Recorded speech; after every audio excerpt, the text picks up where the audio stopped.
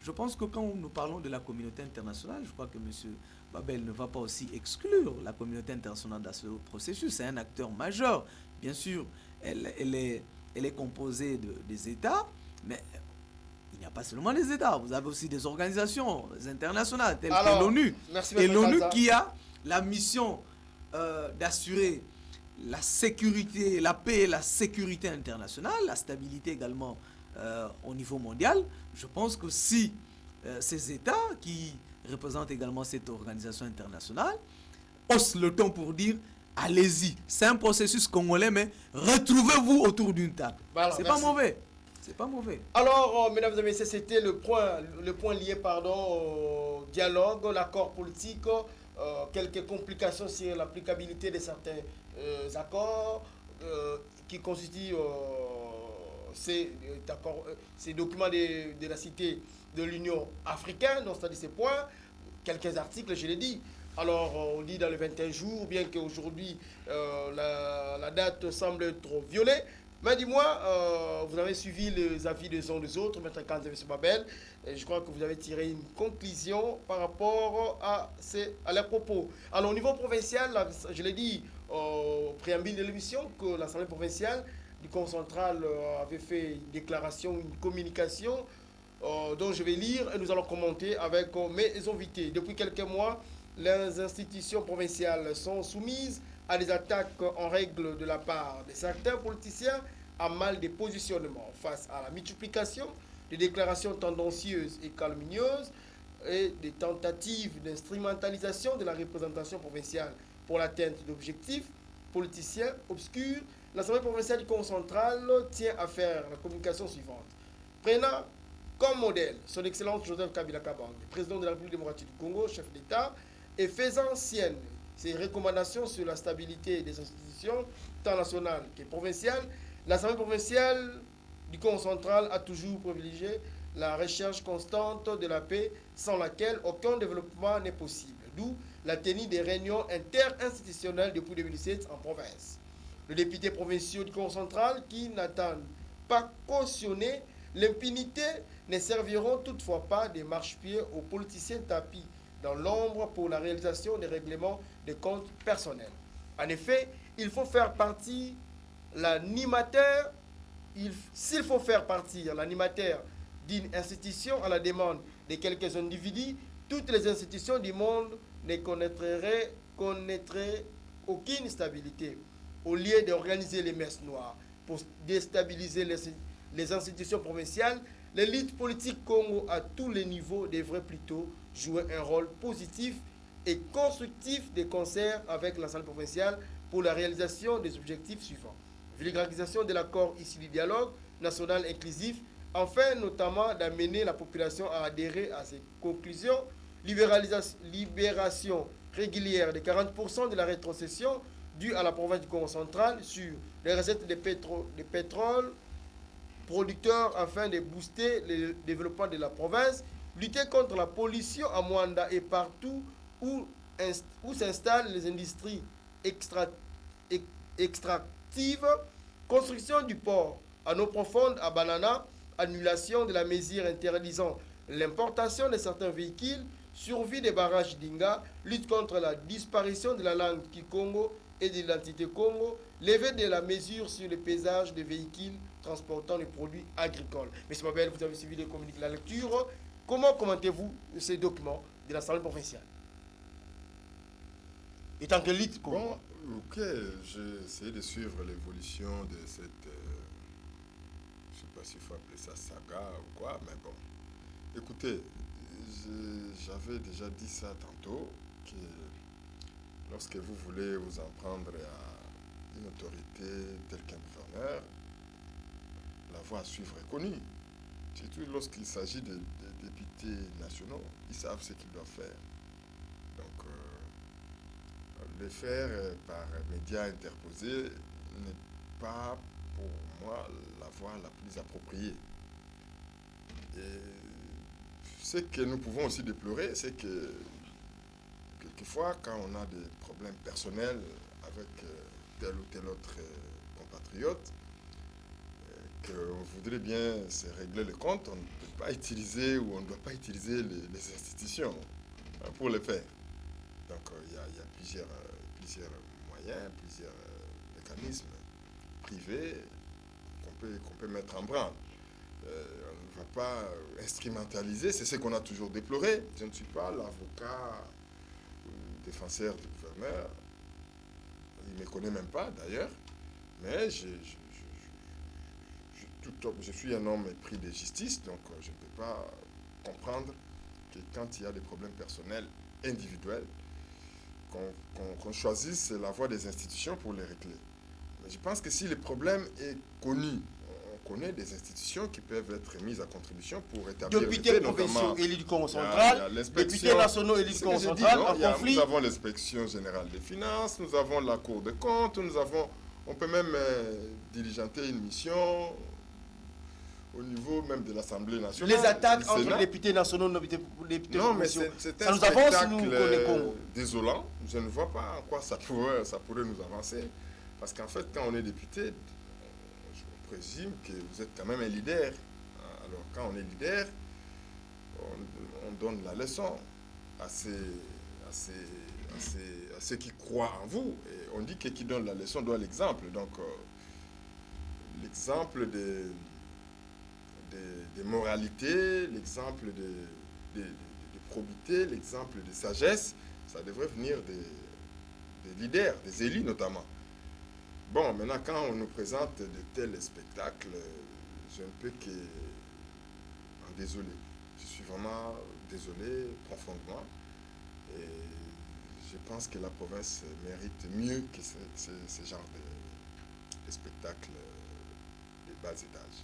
Voilà, alors, Maître Kanda, vous avez suivi le communiqué. Aujourd'hui, même le petit peuple, même les enfants sont informés que les députés nationaux et provinciaux en conflit. Il y a quelqu'un député national qui s'attaque au gouverneur des provinces. Alors, on n'arrive pas à comprendre qu'est-ce qu'il faut et quelle est maintenant la cause provinciale qu'on entend chanter en province concentrale. Comment vous commentez ce communiqué, cette communication? Écoutez, bon, d'abord, c'est une communication, ce n'est pas un communiqué. Donc, rien que par la forme, il se pose déjà un problème. Et je suis tout à fait navré, franchement. Ça démontre une cacophonie institutionnelle dans notre pays. Il y a une déontologie parlementaire. Je ne comprends pas comment est-ce que des élus nationaux, tout comme provinciaux, par ailleurs, se tiraillent par médias interposés, utilisant, comme M. Babel l'a dit, aussi des institutions de la République. Non, ce n'est pas du tout républicain. Mais ce qui m'intrigue aussi, c'est la fragilité de la cohésion provinciale. Vous voyez, à travers des attaques pareilles, c'est la province du Congo central qui est encore fragilisée. Je me pose la question, où est cette élite Congo que nous avons connue? Écoutez, il y a M. Mbachimbachi, le gouverneur Mbachimbachi qui était là. Il a été systématiquement diabolisé, attaqué. Il y a M. Deonkousou, le gouverneur qui était là. Il a été systématiquement attaqué et fragilisé, diabolisé. Maintenant, on a le gouverneur, je ne suis pas son avocat, par ailleurs, comme l'a dit M. Neur, mais nous voyons le fait. Il y a quand même... vous voyez, quand il y a de la manipulation, il faut à un moment, vous voulez faire cette manipulation, mais qu'il y ait quand même, qu'on sente effectivement un peu du professionnalisme même dans la manipulation. Ça saute aux yeux. Et ça, ce n'est pas propre pour l'élite politique. Certes, on peut envier le fauteuil du gouvernorat, c'est tout à fait normal, ça fait partie des ambitions légitimes pour des acteurs politiques, mais utiliser quand même des canaux qui sont tout à fait objectifs, rationnels et républicains pour y accéder. C'est quand même très important. Mais il y a un élément aussi que nous devons ajouter, c'est le sens de responsabilité de la part des autorités. Lorsqu'il y a des informations pareilles qui circulent, au lieu du côté de l'Assemblée provinciale, qu'il s'arrête tout simplement à faire une communication, du reste politique, si pas politicienne, mais le sens de responsabilité veut aussi, il y a des instruments légaux qui sont là, qui sont à la disposition des députés nationaux, des députés provinciaux. On a entendu par la voix des ondes tout ce qui s'est dit, mais le peuple Congo aussi doit être éclairé, doit être informé pour savoir ce qu'on entend par ailleurs. Mais qu'est-ce qui se passe? Notre autorité... On accuse les gouverneurs. On accuse par-ci, par-là. Oui, mais d'accord, mais ça c'est par la voix des ondes. À Mais Kinshasa, tous les médias presque... Mais d'accord, c'est ce que je dis. C'est notre gouvernement, c'est notre autorité. Et donc, la population dans un système démocratique a le droit d'être informée, d'être éclairée. Pourquoi toute cette machination médiatique? C'est très important. Alors, les députés provinciaux, au lieu de se limiter tout simplement à faire une communication, vous comprenez, c'est un jeu de ping-pong entre nationaux et provinciaux. Non, il y a des instruments de contrôle parlementaire. Vous avez la question d'actualité, vous avez la question orale, vous avez la question écrite, vous avez l'interpellation. Peut-être vous n'irez pas à une motion de censure ou une motion de défiance, mais ne fût-ce qu'une question d'actualité. Comme ça, là, l'autorité, notre autorité, expose, éclaire la population pour dire, voilà, il y a parmi ou certains de nos frères qui, voilà, utilisent pour déstabiliser les institutions. Au moins là, c'est la voie officielle par laquelle la population serait éclairée. Oui, une communication, et vous voyez, c'est une communication qui réplique du tic au tac. Est-ce que et la population n'est pas éclairée même par rapport à cette en un mot, maître, quand on termine, c'est cette guerre en fait, c'est j'ai des mots, j'ai des gouverneurs, députés nationaux, assemblée provinciale. Est-ce que ça avance la province du Congo central? Non, non, absolument pas. Ça ne fait pas avancer la province. Et ça, je pense que c'est une interpellation également que je suis en train de lancer à notre élite. Ça ne fait pas avancer la province. Et pourtant, avec le démembrement que la République vient de connaître, nous sommes dans une bonne position. Nous devons plutôt la capitaliser au lieu de se fourvoyer dans de guéguerres. L'heure est venue de consolider cette cohésion provinciale. Certes, monsieur le gouverneur n'est pas parfait. Certes, la gouvernance qu'il met en place n'est pas aussi parfaite. Mais au moins, s'il y a des canaux officiels qu'il faut utiliser pour réclamer des contrôles, des audits, activer. Ce sont des élus nationaux. C'est très important. Mais moi, je vois aussi les choses un peu plus loin. Là, sur le terrain politique. Rapidement. Je me pose aussi la question, est-ce que ce n'est pas un serpent qui veut aussi manger son fils? Je me pose la question, pourquoi? Parce que je me dis,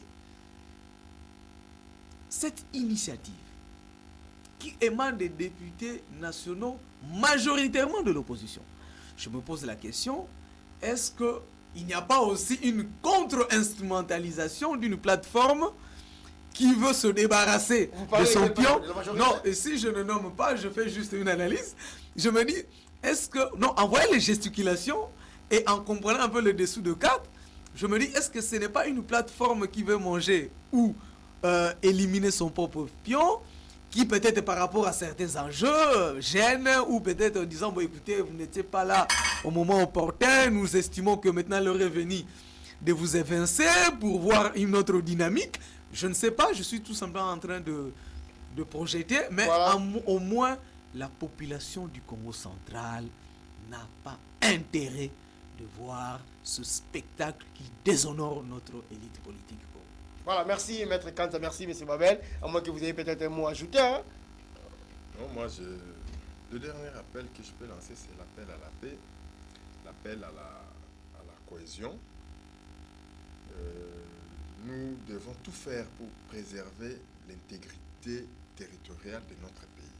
Ne prêtons pas les flancs à ceux qui ne jurent que par la balkanisation de notre pays.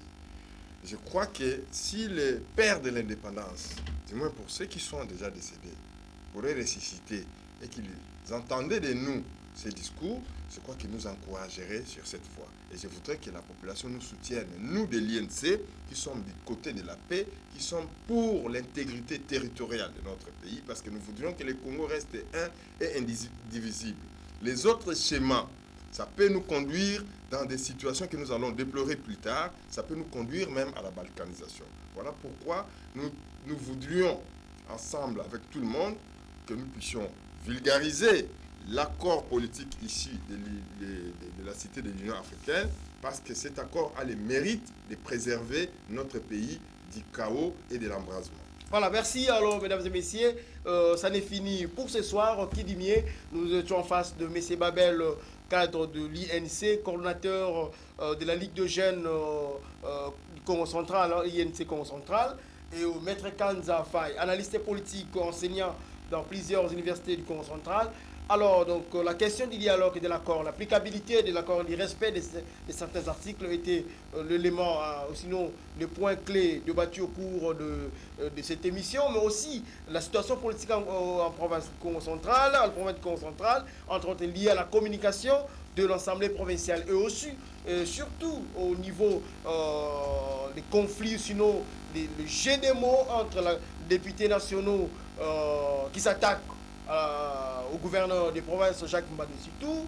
Alors, je ne vais pas citer le nom de ces députés, mais dis-moi, vous connaissez. Suivez les médias de Kinshasa, vous allez suivre.